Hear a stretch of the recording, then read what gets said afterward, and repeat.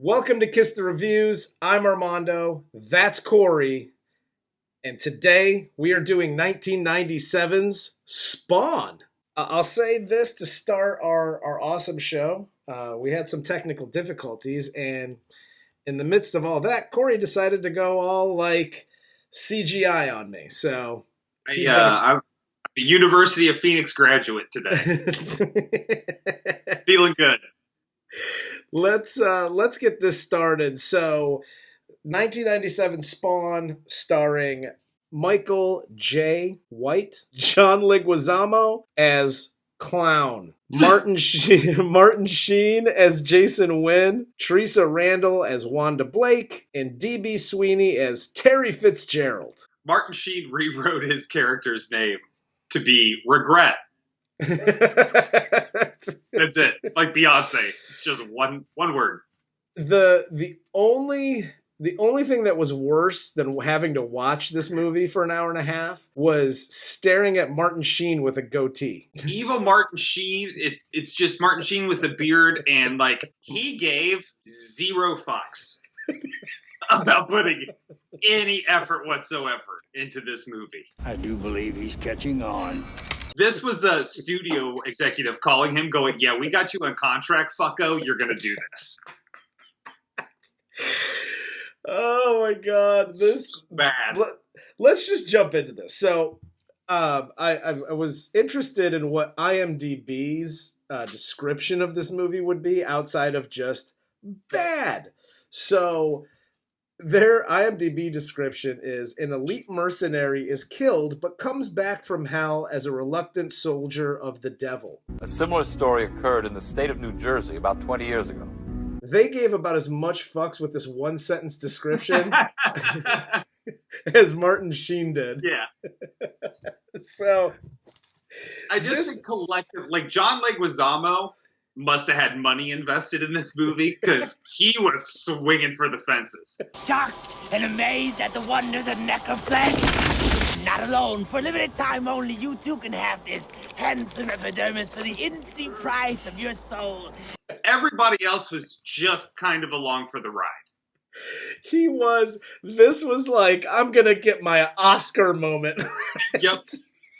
He's like, I saw Danny DeVito play the Penguin. Watch this, bitch.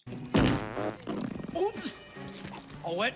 They didn't know whether to market to kids or whether to do what they should be doing, which was make it dark. Make it R-rated. Make it a hard R. Make it dark and nasty because, people are going to hell and selling their souls, and it's about, like, releasing a fucking global pandemic so Satan's armies can be led by Spawn to take over Earth once and for all. Yes. And somewhere in between there, John Leguizamo's farting fucking green gas. Look at my underwears. Pick a lane and stick with it. This is either dark and heady, or this is like, half-hour comedy hour. Let's decide to pick a lane and just stick with it. But at the beginning of this movie, Al Simmons, played by Michael J. White, is a military soldier / assassin. He works for a covert government agency. Jason Wynn, played by Martin Sheen, is basically his boss. Yes, and fun fact, also goes on to found the Universal Soldier project.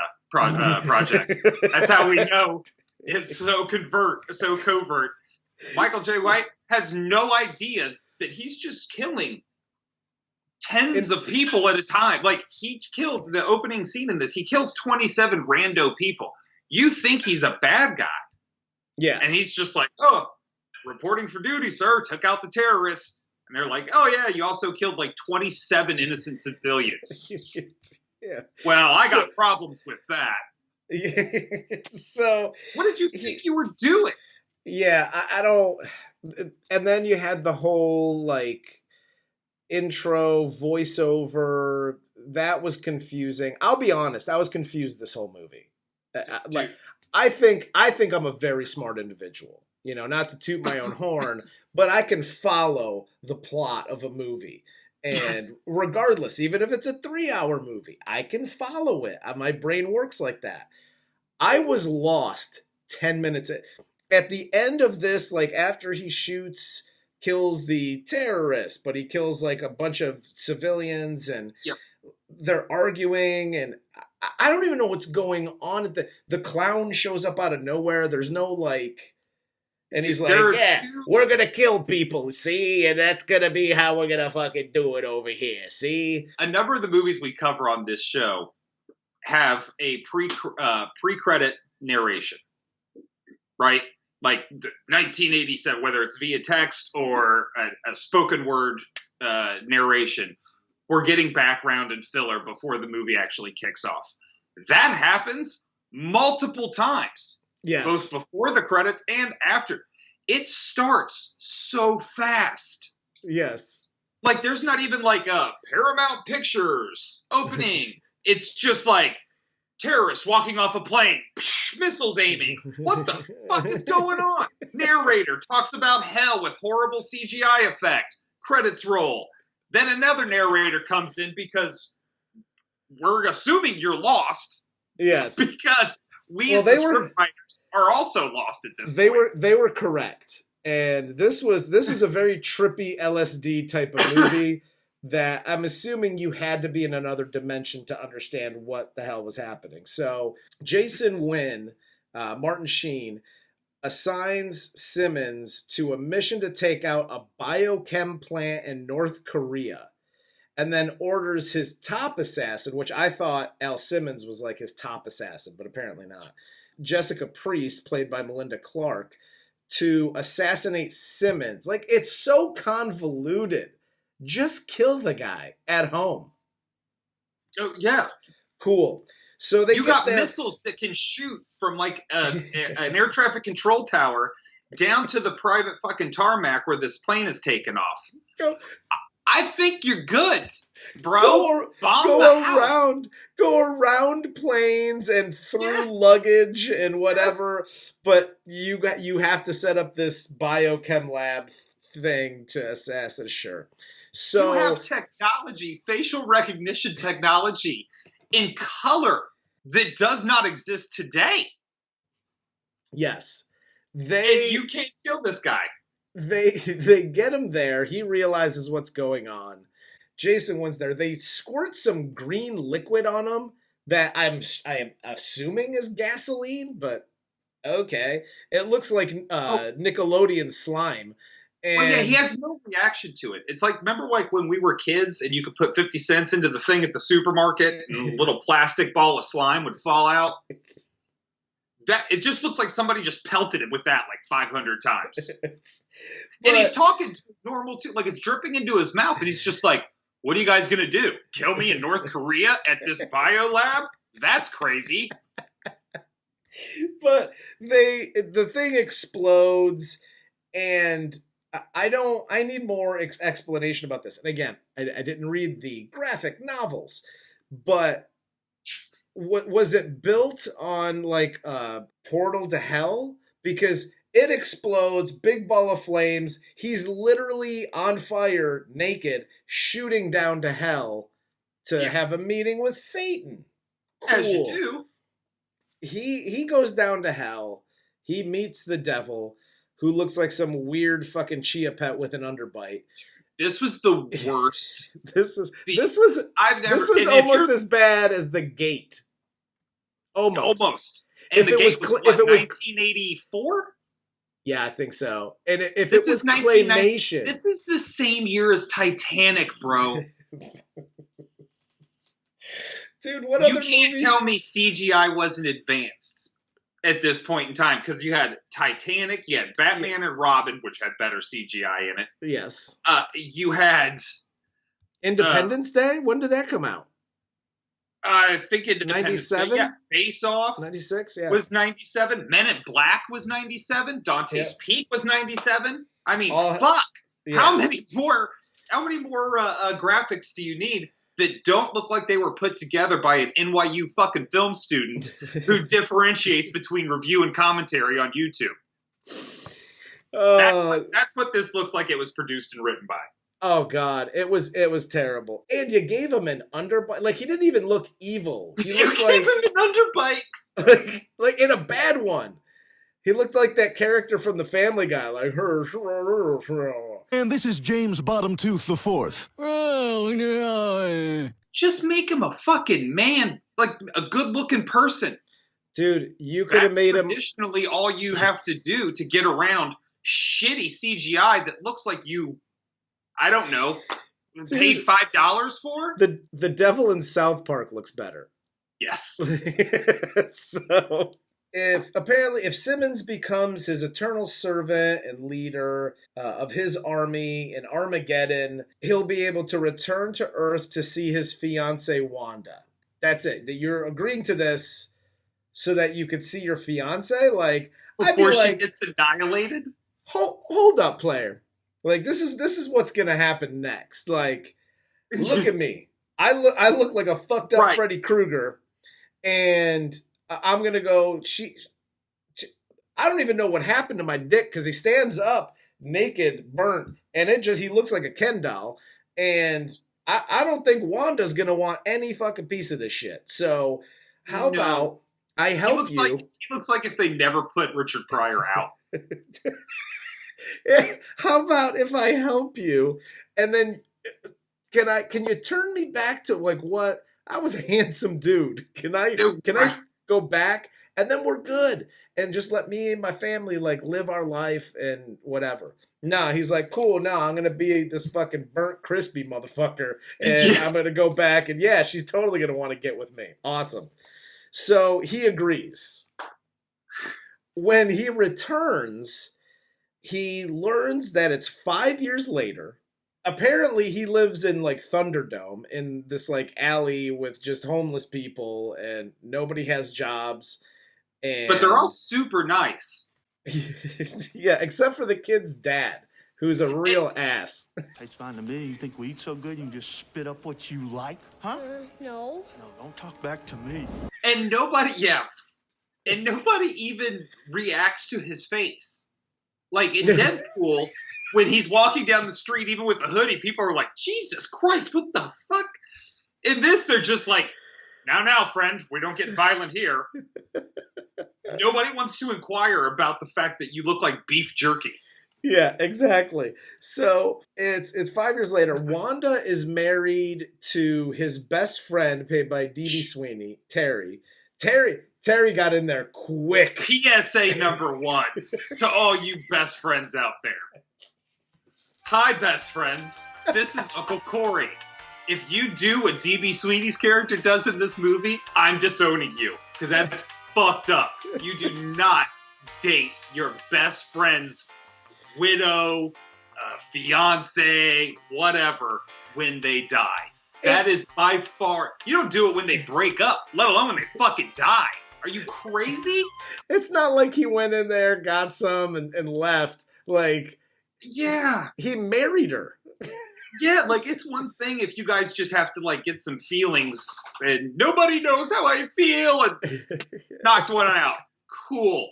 That's Everybody fine. gets that one. Everybody.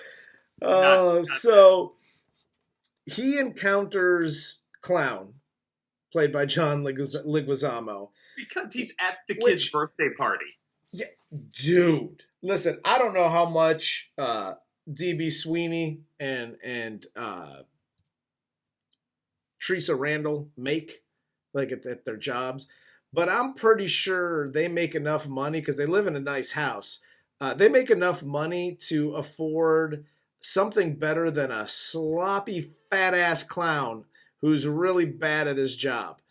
He looks like he looks like an alcoholic Ronald McDonald at this birthday party. Like, it looks bad. And Spawn comes out and he's like, crawling and he's hurting and he's talking to their daughter. Then the D.B. Sweeney and Wanda, they come out and they're like, oh my God, it's a homeless guy. Do you see this dude's face? Once again, yes. Once again, nobody talks about his face. And the clown goes, no, that's just my friend. Like, that's my guy. He's he's hungry and he's hungover. This is what I hired? Yeah, and then D.B. Sweeney does like here. D.B. Sweeney, who also works for this covert agency, just goes, "Hey man, I think it's time for you to leave." All right, that's it. Just get your stuff, get out of here, take him with you. That's not how you react when I'm a gonna- burnt up drunk hobo is being lifted up by a clown with fucking fang teeth going, he's just my buddy. And then you allow him to give your daughter this creepy ass clown doll that literally looks like he made it himself out of like trash and old condoms. And you just, here you go, honey. Yeah, the clown's gonna leave now. Here's the doll. That's Jared Fogel's pet in prison. But he also meets this old man. What's the old man's name? I don't know. What was the fucking knight from Indiana Jones and the Last Crusade's name? Because they're the same character. Cogliostro? Is that it? Cogliostro? What the fuck is the dude's You're name? Italian. You tell me. I can tell you how it's spelled. I didn't pay attention to this movie enough to even pay attention to go, what's this dude's name? I just got it from the cast list. Like, Just that's call how I it know. C. We got to do something about your name. From now on, your name is C. See? That's right, C. Go home. Go ahead. So Nicole Williamson plays C in this movie. And he kind of acts as Spawn's guide through this whole thing. He's a fellow Hellspawnman who freed his soul and now fights for heaven. So now he's trying to steer Spawn in the right direction or whatever. Very loosely steer him. Yes. Instead of just like, hey, this is how you free your soul, bro. Get out of this, and we can kind of make sure this bad shit doesn't happen. You can get your girl back, because look, I'm not all fucked up anymore. Jason Wynn has become, in the last 5 years, this like high-class weapons dealer and developed this biological weapon, Heat 16, that apparently is going to kill everybody, pandemic, whatever. So during a reception, Simmons, Spawn, attacks Wynn, kills Jessica, and escapes using his Spawn magic. Here's the first, because I dug the Spawn costume. Mm-hmm. It's dope. No, it chains really is. And all that shit, dope. Yo, can we burn that cape? That cape is as big as a city block. It's supposed to be. Like, again, didn't read the graphic novel, the comic, whatever. But, and, you know, it wraps him up. He's on the side of the building, and now he is the building. Okay, cool. I didn't, and maybe it was the CGI, but I didn't dig it. Well, I didn't dig how it looked. Here was my problem with this whole scene, and really from here on out, is typically in an origin story of a comic book movie character, they're learning to use their powers, but Yes. not literally while they're on the main mission. Yes. They have a grasp of what they're supposed to do at that point. They Yes. go through minor people. He takes out, like, the big tough, who is Jessica, immediately. Yeah. That's supposed to be, like, the baddest killer on the block. And she's Yeah. like, one-liner. It's a little early for Halloween, Simmons. He goes, I'm Spawn, one-liner. Where you're going, every day's Halloween. Poop, and shoots her in the head. But then, And- like, he's escaping from the cops, and his powers are activating, and he doesn't know what they're doing. And then even when he gets to, fucking Colageno, Clodro. That's a big name. You got a nickname or something? the only advice he gives him is concentrate. But if you use up all your powers at once, you'll die. Cool, bro. Thanks for the help. Concentrate on what? You haven't even told. He's like, concentrate on your chains. I don't know I have chains. How many of these do I have? He's literally helping him until the very end of the movie. Like, Helping him. use your chains, use your suit. Even at the end, he just goes, concentrate. Use your suit. Concentrate on healing. Use your armor. Concentrate. Acting. Thank you. Acting. So during or following the attack on Jason Wynn, the violator, the clown, convinces Wynn to have a device attached to his heart that will trigger a worldwide release of Heat 16, and it would, should he flatline, it'll release this whole thing. It's supposedly safeguarding against an assassination attempt. But the devil wants Simmons to kill Wynn to trigger the thing, and okay, cool. Here's my question for your very convoluted plan of Wynn's being safeguarding against assassination by putting this in your heart. You have to tell everyone it's there. He doesn't tell anyone. How is anyone supposed to know this? I don't know. There are plot holes, and then there's just black holes. You're right again. It's almost like they wrote it, like you and I sat in a room, and then I was writing, and I'm like, okay, and then this happens, and then you went, and then I was like, okay, well, this happens. Well, and then he has no penis. Satan comes in. Like, literally, it's like, whatever. I can't. That's it. That's the spirit. Spawn confronts the clown, who turns into his demonic form, which is a gremlin, like Spike from Gremlins. You had a fight with the demon after midnight. Everybody knows they turn into a fucking gremlin at that point. They stole the penguin Stupid suit. Spawn. They stole the idea from Gremlins. They're just like, yeah, and then he's a gremlin. And then? Terry just finishes texting a news person, I guess, evidence exposing Jason Wynn and his stuff. Yeah, and this dick, we just need to talk about D.B. Sweeney again, because he pretends this whole way through that he's just this super good guy. Yeah. Like, look, man, happened. We fell in love. What are you going to do? Just happened. Look, man, I lied multiple times. As I stated, I knew what was going on and lied. And then I got a conscience all of a sudden and went, this isn't good, man. And I'm stealing evidence. So Cyan enters the room with Jason Wynn right behind her. Jason destroys Terry's computer, takes the family hostage. Spawn arrives, ends up almost killing Martin Sheen, despite the warning that his death will launch the Heat 16 bombs. Only after realizing that killing Wynn would mean the death of Cyan and everybody, does he actually stop. Instead, he extracts the device from Wynn's body before destroying it.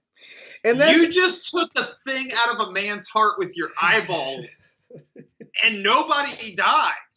And then you exploded it with your eyeball rays. Yet I can chop off your fucking head like Highlander. And I didn't even know that was a power. It's not fucking rocket science, this stuff. So the clown draws Spawn and Old Man River into hell, where Spawn tells the devil that he will never lead his army.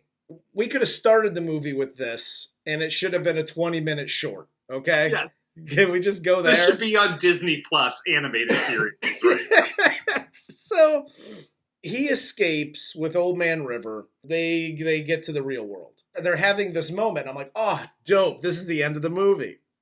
Where they're just kind of sitting there like, oh, we almost didn't make it there. I'm like, sweet. The old man basically was this close to going, I'm too old for this shit. I'm too old for this. The clown follows them back. There's this final battle between him and Spawn. Spawn then uses his chains to cut the gremlin's head off with, because movies. And Jason Wynn is arrested. Spawn, he decides that, he can't be in Wanda's world because he looks like 10 cans of shark shit. And he dedicates himself to justice, and he's on a cross at the end, and message, and flowy cape, and end of movie. Wow. Is all I have to say. I know you're going to tell me that it doesn't stand the test of time. Correct? Oh, yeah, no. I would agree with you. And it doesn't stand the definition of a movie. This would be a good, not shot as it is, because from script to, I guess the acting was okay outside of Martin Sheen really not giving a shit. Yeah. The acting was, I guess, okay. But the script was terrible. It was filmed terrible. The CGI was terrible. Like, there was no redeeming thing to this movie outside of Spawn's suit. And I think they thought, if we get a cool suit, we don't need to do anything else. Yeah. Spawn got us. Like, that's not how that works.